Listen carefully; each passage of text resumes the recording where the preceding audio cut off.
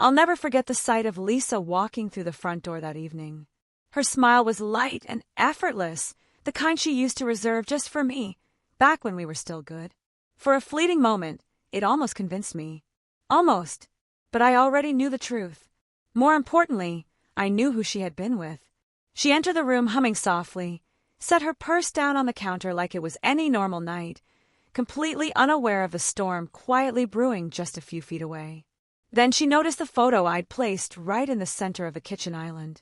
The dim overhead light caught it perfectly. I watched her body go still. That smile vanished. Her face turned ashen, her breath hitched, and she staggered back a step like the image had slapped her. One hand clutched the edge of the counter, her knuckles white with tension. I had printed it that morning. A glossy 5x7, crystal clear. She was wearing the red dress I gave her for our anniversary 2 years ago. Her head was tilted back in laughter, and another man's hand rested intimately on the small of her back. The two of them stood in the lobby of a boutique hotel downtown, the same hotel she swore was part of a girls' spa weekend 3 weeks ago. My suspicions had grown heavy enough that I hired a private investigator. What he handed me was more than enough, a thorough, damning account of everything she believed she had so cleverly concealed. Photos, receipts, texts, screenshots. I spent weeks staring at them, night after night, letting the truth wash over me until I had the strength to face it head-on. And now it was her turn. She finally found her voice, barely above a whisper. "What is this?" Her eyes flicked between the picture and my face, silently begging reality to twist itself back into something safe. "You tell me," I said, my voice calm. Too calm. The kind of eerie stillness that settles before the sky breaks open. She didn't answer. Her face was expressionless, but her eyes were frantic, like a trapped animal frozen in a car's headlights, desperate for an escape that didn't exist. "How long?" I asked, each word slicing through the silence. "Ethan, How long?" I asked again, firmer now. She cracked. Her shoulders drooped. Her voice came out barely audible. 6 months. Half a year. Half a year of lies. Half a year of sneaking around, slipping out, feeding me stories while giving pieces of herself to someone else. I could feel the rage rise inside me. Not loud and explosive, but cold and steady, but I didn't show it. Not yet. I picked up the photograph and held it in front of her. "Him," I said, pointing at the man touching her back. "What's his name?" She paused. Her lips trembled. Tears filled her eyes. "Mark," she whispered. "Mark," I repeated.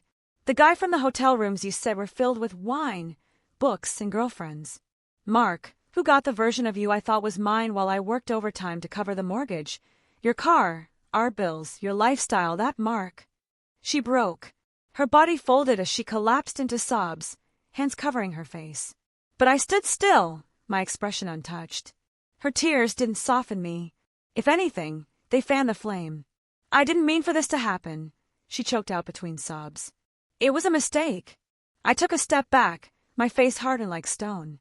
Forgetting to pay the electricity bill is a mistake. This was intentional. "You made your choice, Lisa." Again and again. She looked up at me, eyes flooded with desperation. "I'll end it with him. Please, Ethan, don't go. I'll do anything. I still love you." A dry, humorless laugh escaped me. It surprised even me. "You love me," I said bitterly. "No. You don't betray the person you love. You don't lie and cheat and make them question their worth." I turned toward the living room, picked up the folder I had placed on the coffee table earlier, and handed it to her.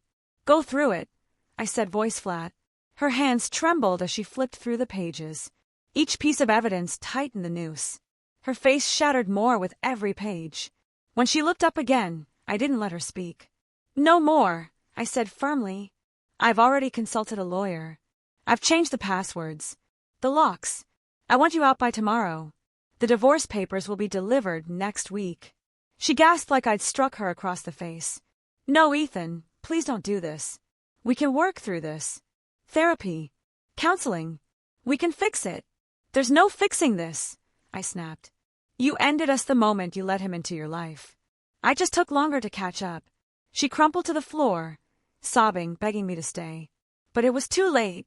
Her tears couldn't erase the image now burned into my memory, her wrapped in someone else's arms. I turned and walked upstairs. My suitcase was already packed.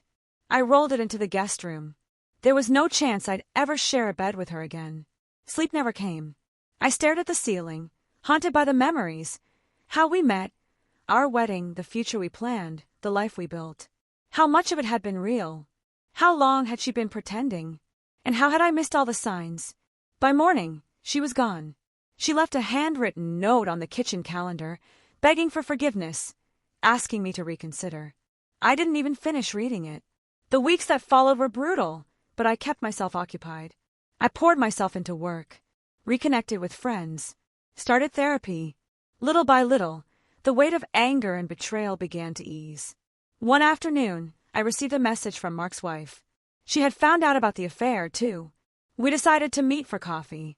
We spoke about the pain, the lies, and how we were both trying to heal. There was something oddly comforting about sharing heartbreak with someone who understood it perfectly. Before we parted, we made a quiet promise to remind each other of our worth. Months later, I heard that Lisa and Mark didn't last. It all unraveled. She moved away shortly after. I didn't feel triumph, just closure.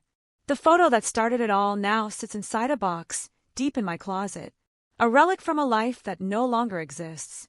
But it serves its purpose, as a warning, as a reminder. Trust your instincts. Know your worth, and never settle for dishonesty. As for me, I'm good now. Actually, I'm better than good. I've started dating again, slowly, carefully, but with genuine hope. For the first time in a long while, I feel something I thought I'd lost. Freedom. Freedom to live honestly, to love again, to find peace. And that, I've realized, is the best revenge of all.